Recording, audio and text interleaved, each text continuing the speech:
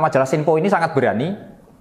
Kenapa berani? Pertama adalah majalah Sinpo ini kebetulan si Supratman ini menjadi wartawan di koran ini, di majalah ini, mohon maaf, di majalah Sinpo. Ini yang menarik.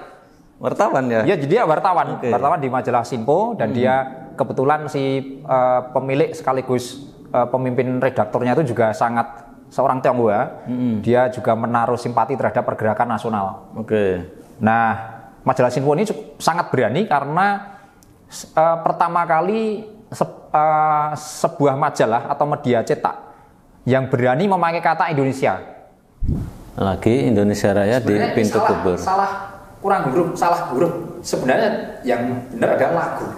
Oh, lagu. Jadi lagu Indonesia Raya di pintu kubur. Isinya begini. Aksi pernah memberitakan, aksi itu ini korannya. Pernah memberitakan umanat lagu IR itu Indonesia Raya. Ya. Dari rakyat Medan. Maka KP saya nggak tahu maksudnya, mengabarkan lagi bahwa ketika tanggal 3 itu bulan di Kampung Lemah Gempal, Bandung telah terjadi jenazah diiringkan dengan lagu Indonesia Raya.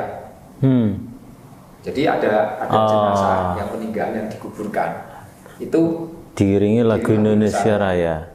Tipe kalau Supratman itu sebenarnya begini. Dia merasa selalu tertantang dengan sesuatu informasi yang membuat dia ingin berkarya. Misalnya contoh begini. Ketika itu ada lagu Belanda yang berjudul Bendera Kita.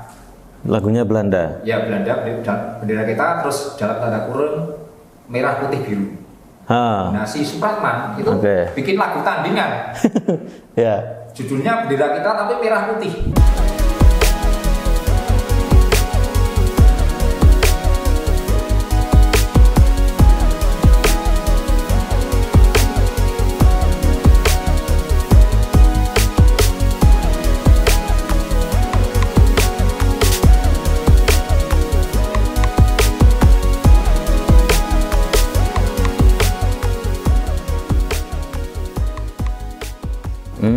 Jadi lagunya dramanya cepat sekali. Band mirip Jepang gitu ya? Bukan mirip, tapi menggelerakan semangat untuk mendukung Jepang. Pada waktu Jepang juga mencari simpati rakyat Indonesia. Nah, salah satunya lewat lagu. Lewat lagu itu ya. Indonesia ini yang kelak jadi Indonesia Raya gitu.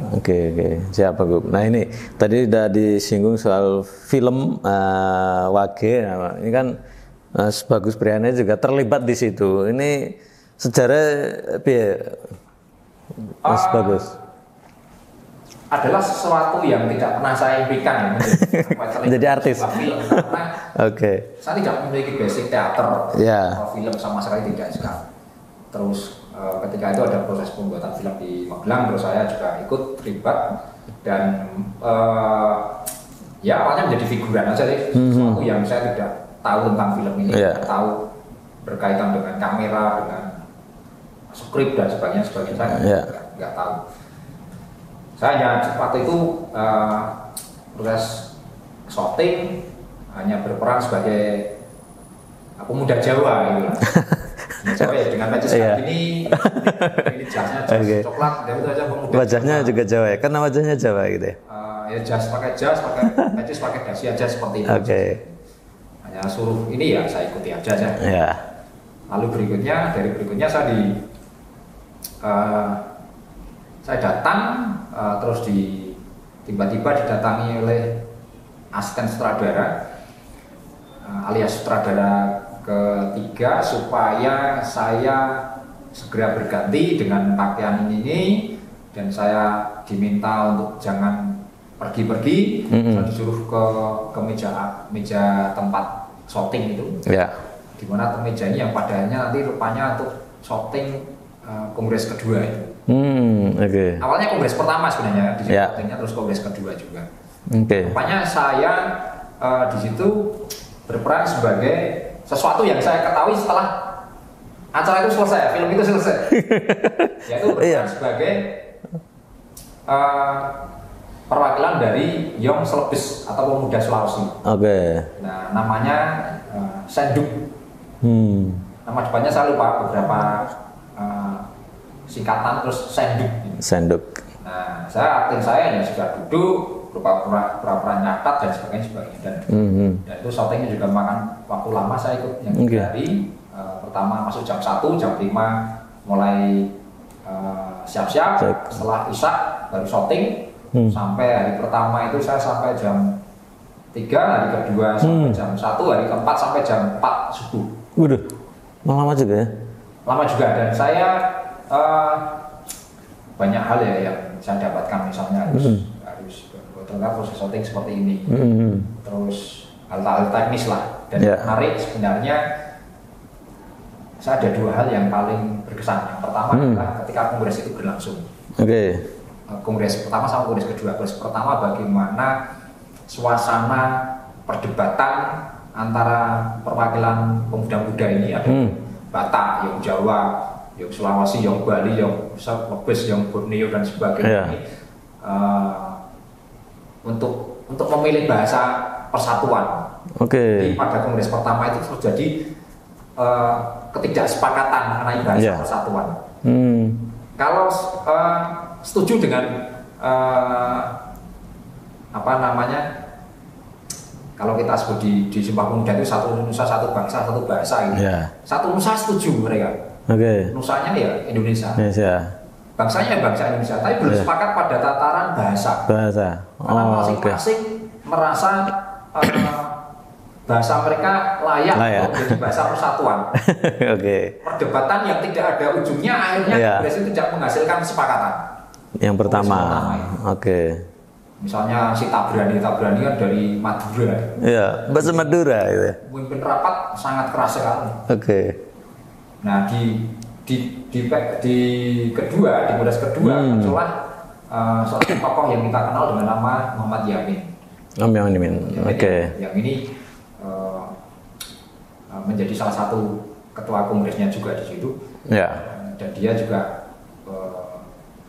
menyampaikan gagasan tentang Muhammad Yamin kan dari Sumatera ya, di mana dia adalah basic bahasanya kan Melayu. Dia menawarkan bahwa kalau di kongres ini tidak menghasilkan sebuah bahasa persatuan, maka Indonesia selesai. Karena apa? Bahasa ini penting untuk mengikat masyarakat Nusantara yang beraneka ragam suku bangsa dan beraneka ragam bahasa. Kalau nggak ada persatuan, bagaimana? Nggak mungkin kita akan mengangkat bahasa Jawa, karena orang Aceh, orang Batak nggak bisa, orang Sulawesi juga nggak bisa. Begitu juga sebaliknya, kalau mengangkat bahasa Sulawesi, orang Jawa nggak bisa, orang Madura nggak bisa, dan seterusnya. Akhirnya Yamin mengatakan bahasa yang sangat mudah dimengerti, sudah populer, sudah menyentuh berbagai bahasa umum, itu ya bahasa Melayu. Ya. Maka bahasa Melayu ini tentu padanya disebut dengan Melayu Pasar. Melayu Pasar itu bahasa Melayu yang dia lebih populer, yang sering dipergunakan oleh masyarakat. Jadi misalnya dulu orang dari Indonesia Timur ketemu dengan orang Indonesia Barat, ketemu di Batavia, ya ngomongnya pakai Melayu Pasar itu. Yang kita kenal padanya menjadi bahasa Indonesia itu. Dan itu ketemunya memang di Jakarta ya, Melayu Pasar itu. Di kongres kedua. Artinya bahasa yang dipilih Melayu Pasar itu karena memang banyak dipakai di Jakarta. Sebenarnya tidak di Jakarta ya, tapi berbagai tempat juga.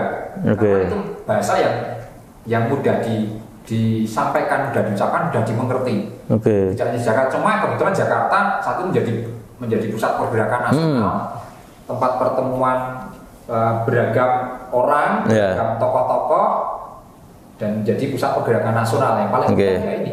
Kalau orang Jawa dengan Jawa ya tentu bahasa Jawa. Tapi ketika ketemu dengan suku bangsa lain kan tentu butuh bahasa pengantar nih. Indonesia itulah, Melayu. Dan di kongres pun bahasanya apa itu? Ya bahasa Melayu. Bahasa Melayu.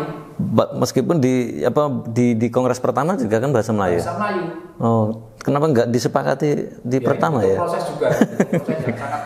Waktu shooting pun saya tadi yang disampaikan bahwa ada yang terkesan.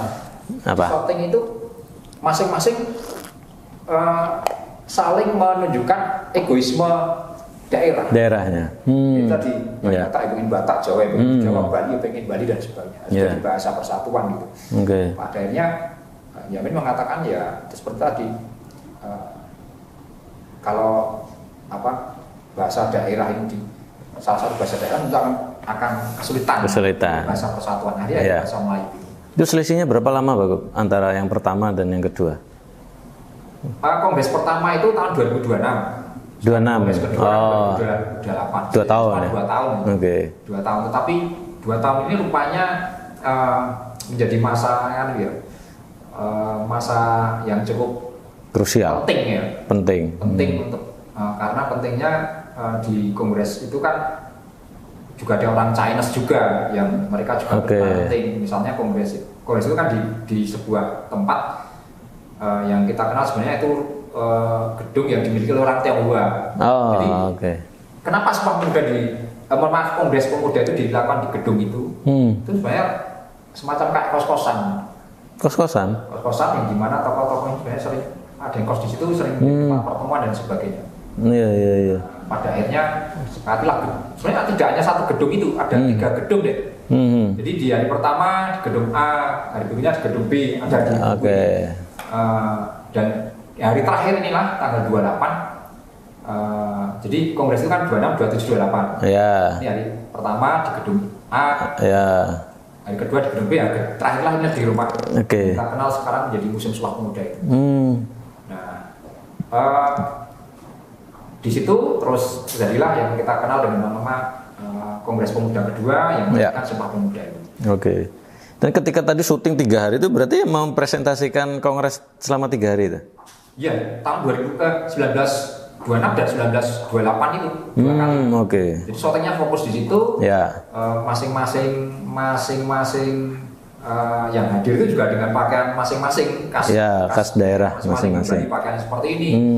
Yang Jawa pakaiannya ini, yang Sumatera pakaiannya. Dan kebanyakan pakai jas. Jadi jas bisa dikatakan pada satu cukup populer ya digunakan oleh tokoh-tokoh pergerakan karena kenapa jas itu tetap dipakai. Jadi kita ketahui bersama bahwa jas itu dibawa oleh bangsa Eropa ke bumi Nusantara. Nah, orang-orang kita yang mereka terpelajar, yang sekolah di Belanda dan mereka sangat terpelajar, itu mereka menuntut kesamaan hak dalam berpakaian. Jadi kalau orang Belanda, orang Eropa pakaiannya pakai jas, ya kami punya hak yang sama. Pakai jas juga. Kita juga mendapat sekolah yang sama. Nah, akhirnya yaitu kebanyakan pakai jas. Nah, tetapi ada yang tetap membawa ciri daerahnya. Misalnya pakai jas, pakai dasi, pakai celana panjang, tapi atasnya pakai ikat kepala. Ada juga yang kayak saya, pakai peci, pakai jas, kayak gini, pakai dasi, pakai celana, tapi pakai peci hitam. Ciri khasnya. Simbol perlawanan juga peci karena orang Gili, orang Eropa itu nggak mungkin akan pakai peci. Jadi simbol-simbol perlawanan Indonesia itu bisa dicirikan lewat salah satunya cara berpakaian. Gitu. Dan pecis juga ya. Pecis dan pakaian jas. Pakaian jas. Menuntut kesetaraan tadi. Iya. Bahasa saya juga sama dengan Anda karena saya sekolah dapat ilmu seperti ini sama dengan Anda. Saya bisa bahasa Belanda, saya bisa dapat ilmu yang sama, saya setara dengan Anda. Dan teman-teman, syutingnya itu di Magelang ya? Benar? Jadi syuting film Wage itu di Magelang, salah satu tempatnya. Yang di sini ada sekitar hampir 1 minggu ya. Di beberapa lokasi yaitu di Gedung Karsidenan. Terus Gedung Karsidenan itu menggunakan yang bekas UGM sama yang pendopo. Halaman pendopo sama halamannya. Terus berikutnya lagi di Wisma Diponegoro. Terus satu lagi di Jalan Tentara Pelajar yang sayangnya sekali gedungnya sudah hancur, dibongkar oleh pemiliknya. Selesai sudah. Jejaknya hilang. Dan monggo teman-teman bisa dicek filmnya kalau belum yang nonton ya. Tahun 2017 rilisnya. Dan belum ada sequelnya Pak Gub ya? Atau tidak ada rencana? Belum tahu ini. Dan itu tentu sejarah yang sangat penting yang ada di Magelang ya, pernah menjadi lokasi film biopik ya, Pak Gub ya. Ya. Jenisnya film biopik tentang Wage Rudolf Supratman, WR Supratman, pencipta lagu Indonesia yang sudah kita kenal selama ini. Dan Pak Gub ini salah satu pemerannya di sana, pemeran figuran. Tapi perannya juga penting ya kan? Ya, karena di film itu saya mendapat jatah dialog. Oh ya, apa dialognya Pak Gub? Jadi apa ini? Ini yang terkesan yang kedua. Ya. Jadi kalau yang pertama tadi saya terlibat dalam kongres, yang kedua itu saya dialog. Jadi gini, jadi usai kongres itu si Supratman itu sebenarnya menghadapi kegalauan. Ya. Kegalauan, ketakutan karena apa yang dia lakukan ini beresiko tinggi. Ya. Bukan hanya terkait bangsa Indonesia tapi juga jiwanya. Oke. Nah, terus suatu ketika dia ditenangkan oleh kawannya si Bondo, terus Yamin sama satu lagi saya lupa. Oke. Jadi ditenangkan supaya ya membesarkan hati lah. Yeah. Kondisi juga sulit sekali. Nah, dia salah satu adegan itu saya, jadi dia di sebuah ruangan, terus saya di sebelah ruangan. Saya disuruh di adegan terakhir itu untuk dodok pintu gitu. Dodok pintu, saudara-saudara kita sudah ditunggu di luar. Oke. Hanya itu aja, 3 kalimat. Oke. Saudara-saudara kita sudah tunggu di luar, mari. Iya. Itu adegan diulang sampai 9 kali. Kenapa? Itu suara saya terdengar tapi nggak ada orangnya. Jadi karena saya di Oke. pintu gitu. Iya. Dan itu sangat, dan itu menjadi adegan terakhir dari film itu. Oh ya. Nah, sepele kelihatannya, tetapi saya terlibat dengan tokoh-tokoh itu. Oke. Dan saya sangat terkesan gitu. Meskipun juga di kongres, di cerita yang lain di kongres saya ada adegan-adegan yang salah satu adegan yang menurut saya kocak gitu. Jadi kocak dan ini sangat terkesan. Jadi yang adegan pertama di kongres itu, syuting itu berjam-jam lamanya. Ya. Dan saya kehausan. Oke. Di meja kongres itu sebenarnya jadi meja panjang. Ya. Itu ada 7 orang. Saya paling pojok sana. Sebenarnya ada tempat minum gitu. Ya. Nah, si para pemeran utama itu oleh kru itu diberi minum. Ya. Padahal ruangannya kan sempit, banyak orang, panas sekali. Ya. Kehausan.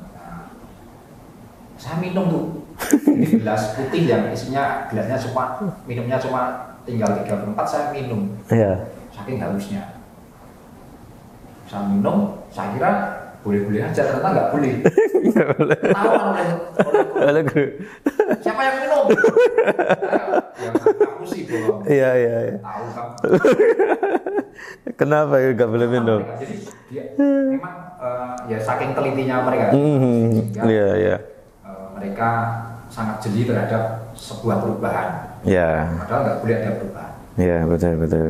Karena kan mungkin kondisinya waktu itu ada airnya, tiba-tiba nggak ada airnya. Sudah berjam-jam itu. Oke. Dari setelah Isya sampai jam 2 mungkin duduk terus di situ. Betul, hanya untuk adegan kongres. Adegan yang sangat penting itu kongres. Karena mungkin itu memang yang sangat penting di film itu kan. Dari sejarahnya WR Supratman, kemudian yang poin paling penting ya kongresnya itu ya. Ya. Kenapa sih milih lokasinya Magelang? Saya nggak tahu ya, tetapi salah satu informasi yang saya dapatkan begini. Jadi mereka sedang sedang mencari gedung yang mirip dengan Museum Sumpah Pemuda, tempat Kongres Pemuda kedua. Yang ada cuma di Magelang. Di rumah itu? Di rumah itu. Dan sekarang nggak ada? Dan selesai, almarhum rumah. Itu kacau. Iya, sangat disayangkan betul, teman-teman. memang saya ketika buka, oh iya, memang betul mirip sekali. Mirip, ya? Jadi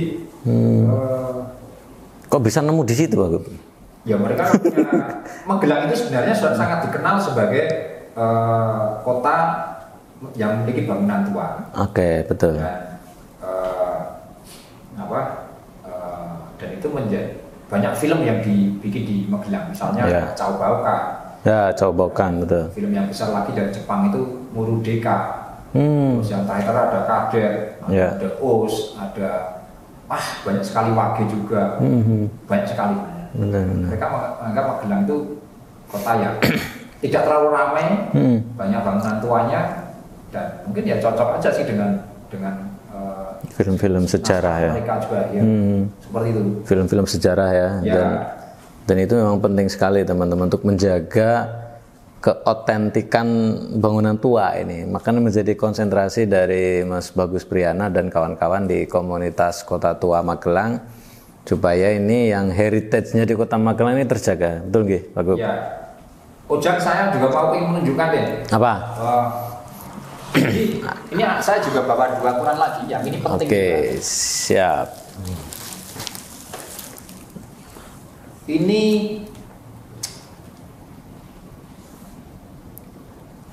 Ini koran berita baru. Ya. Tanggal 2 Juli 36 ini diterbitkan di Makassar. Tapi yang menarik adalah, jadi ini di salah satu artikelnya, ini menulis tentang proseduran, tentang ini yang memberitakan tentang Tabrani. Siapakah Tabrani? Tabrani ini adalah orang Madura yang memimpin Kongres Pemuda yang pertama ini, salah satu. Yang terlibat di Kongres Pemuda. Dia orang Madura yang pada akhirnya menjadi tokoh penting di Kongres itu. Ini banyak sekali. Ini bahasa Melayu ini. Jadi bahasa Melayu. Ya, ini disebut dengan bahasa Melayu, pasaran ini.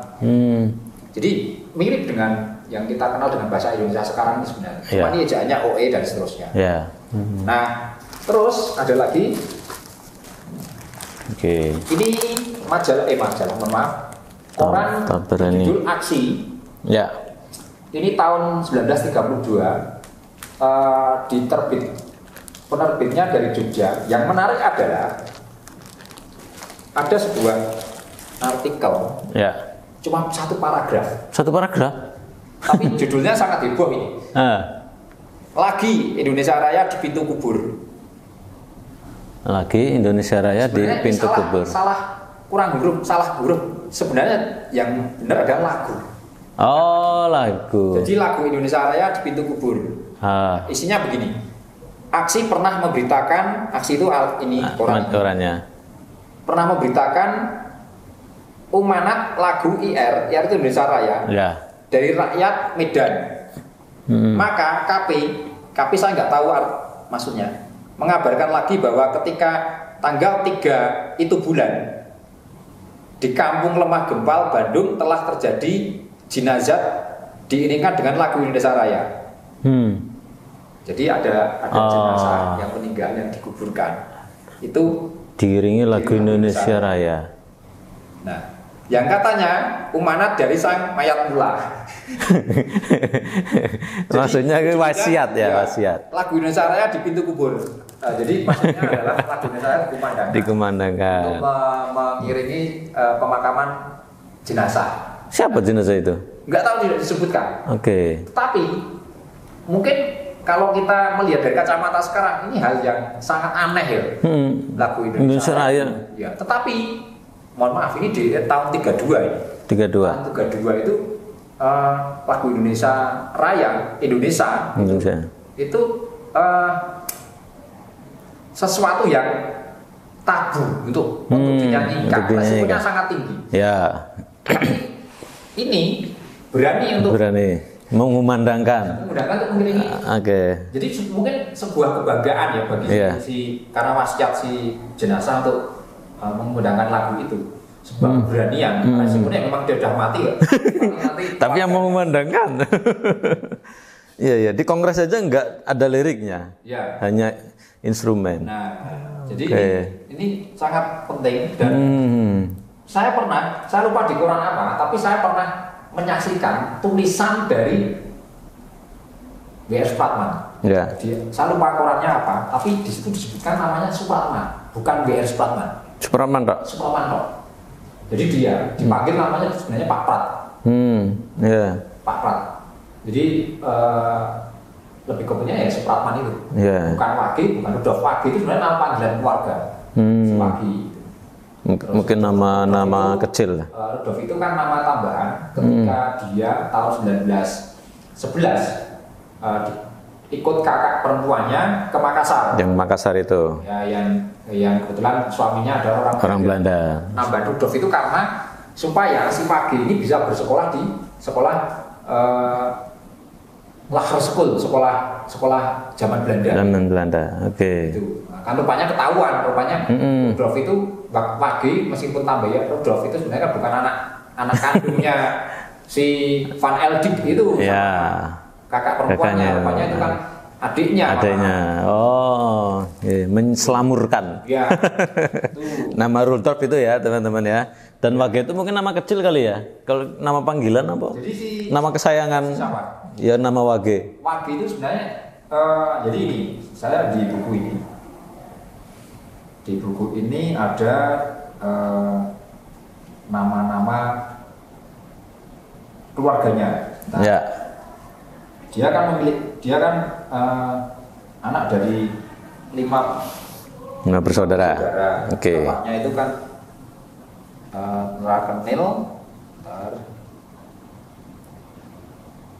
Cik Mas kok dikasih Mas. Ora apa-apa terus wae gitu sambil mencari ya, teman-teman. Karena ini penting. Nama Wage itu sebenarnya nama aslinya dia atau nama panggilan atau nama apa ya? Nah, ini gini. Oke. Nah, jadi dia kakaknya ada yang bernama Rukiyem Supratiyah. Itu tinggal di Jakarta. Terus Rukinah Supratirah tinggal di Jakarta. Ya. Ngadini Supratini tinggal di Cimahi. Nyonya Giem Supratinah tinggal di Surabaya. Ya. Nah, ini kakak-kakaknya itu nama depannya itu nama perempuan banget, ada Rukiyem, Rukinah, Ngadini, Giem. Terus nama belakangnya itu Supratinah, Supratiyah, Supratirah, Supratini, Supratinah. Oke, Wage Supratman. Ya. Jadi dia anak ragil sebenarnya. Anak ragil laki-laki sendiri. Ya, Supratman. Tapi ini nggak disebutkan ya, yang di Pemalang ini. Oke. Jadi bapaknya kan tentara Kenil itu. Ya. Nah, ini komplit ini di buku ini tentang masa akhir hidupnya juga ada di sini. Ya. Oke, siapa Gub ini luar biasa, teman-teman, cerita tentang W.R. Supratman ya, sebagai pencipta lagu Indonesia ya. Sudah diceritakan banyak ini oleh aktor kita. Aktor di film Wage, karena ini memang keren ya, film garapan dari John Rantau ini. Mungkin meskipun juga ada beberapa yang dinilai kontroversial ya, ada yang menilai itu tidak pas ya. Ya itu lepas dari itu, kita sangat mengapresiasi munculnya film Wage karena kita bisa tahu sejarahnya dari pencipta lagu Indonesia yang sekarang kita akui menjadi lagu kebangsaan ya, dan setiap hari dikumandangkan setiap pukul 10 khususnya di wilayah kota Magelang ya, dan juga mungkin beberapa daerah yang lain. Setiap hari jam 10 pasti kita berhenti sejenak untuk mengumandangkan lagu Indonesia Raya. Terima kasih sekali nih Pak Gub, perbincangan kita tentang W.R. Supratman, dan juga kita menyambut Hari Sumpah Pemuda yang ke-97 ya di tahun 2025 ini. Tentu semangat pemuda harus kita gelorakan untuk tetap dalam bingkai persatuan Indonesia ya, karena sudah menjadi Sumpah Pemuda, satu nusa, satu bangsa, dan satu bahasa. Betul begitu Pak Gub? Ya. Ya, ada closing statement dari Mas Bagus? Ya, jadi tentu saya mengutip ungkapan yang disampaikan oleh Presiden pertama kita Soekarno di jas merah, jangan meninggalkan sejarah, jangan melupakan sejarah. Karena memang kita penting sekali bahwa bagaimana kita bisa hadir di hari ini, bisa menikmati hari ini sebenarnya juga melalui proses yang panjang, yaitu sejarah-sejarah dari tokoh-tokoh pergerakan yang sudah mendahului kita. Supratman mungkin banyak bagian kecil ya dari sejarah bangsa Indonesia. Selain ada tokoh-tokoh sebelumnya, ada Diponegoro, ada Hasanuddin, ada Cokro Aminoto dan lain sebagainya, termasuk juga ada Sutomo dan sebagainya, ada Soekarno, Hatta dan sebagainya. Mungkin dia hanya bagian kecil Supratman, tapi bahwa meskipun bagian kecil, tapi dia menjadi bagian penting dalam sejarah Indonesia Ya. hingga hari dan akan datang. Sudah selayaknya bahwa kita harus makin cinta terhadap Indonesia. Ya. Kita harus bangga dengan Indonesia bahwa kita adalah bangsa yang besar. Ya. Maka dari itu, ya ini salah satu caranya adalah kita meneruskan perjuangan mereka supaya bangsa Indonesia tetap besar, tetap kuat, tetap ada sepanjang masa. Tidak hanya sekedar kalau sekarang 80 tahun Indonesia merdeka dan jelang 100 tahun Sumpah Pemuda, ya kita bisa, mungkin Indonesia bisa beratusan tahun ke depan akan datang tetap ada. Ya. Siap, terima kasih Pak Gub, luar biasa statementnya, jas merah ya, jangan lupakan sejarah. Terima kasih teman-teman yang sudah menyaksikan tayangan ini, jangan lupa untuk like, komen, dan share, kemudian tekan lonceng untuk bisa mendapatkan tayangan kita berikutnya. Terima kasih dari saya, wassalamualaikum warahmatullahi wabarakatuh.